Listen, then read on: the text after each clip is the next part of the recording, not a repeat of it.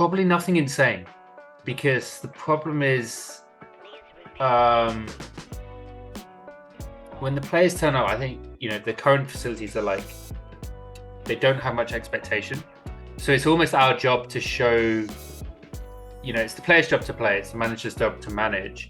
It's our job to provide a facility that whichever player comes in or whichever manager comes in can slot into that facility. And, one of the members of our team was the Chelsea performance director last year. And that's kind of how we got that job, if you like. And so when we go in, we say there's a high chance that some of these players are going to leave and some of these managers are going to leave. So let's not build a facility based on what they want, because they may not be here in 2-3 years. And that's not looking at it negatively. That's just players move.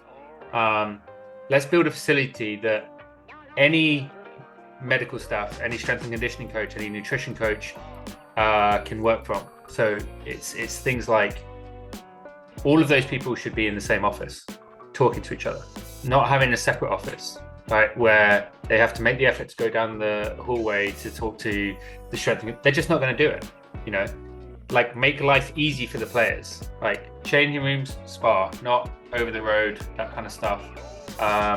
So again, it's flow of the facility, creating brand identity so that the players feel like they're part of something bigger. And to us, and the way I often talk about this is, if you invest in the facility, you invest directly into the longevity of that player. A lot of players and the public perception is that Saudi is taking in a lot of players at the end of their career.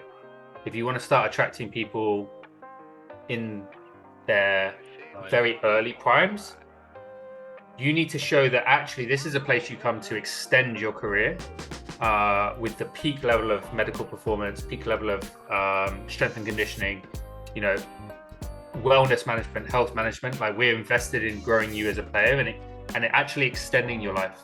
If you thought 37, 38 was the end of your career, we're looking at 42, 43. And what is that worth to the club? What is that worth to the player? Both emotionally as well. And if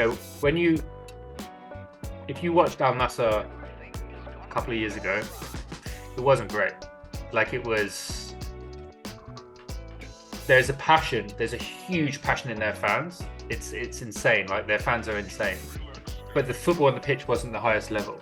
Now, if you look at it in the past few weeks, it's like Barcelona tiki-taka. It's the level that they have stepped up, and especially that club is really quite impressive, the speed at which they've done it.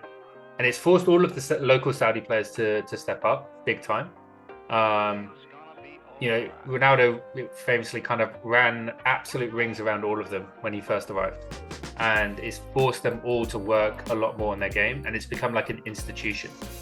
And that's one thing I've noticed about the Saudi clubs is when you go to their facilities, there's about 80 different sports there. You've got taekwondo, you've got diving, you've got swimming, you've got basketball, but they're all part of the Nassr family.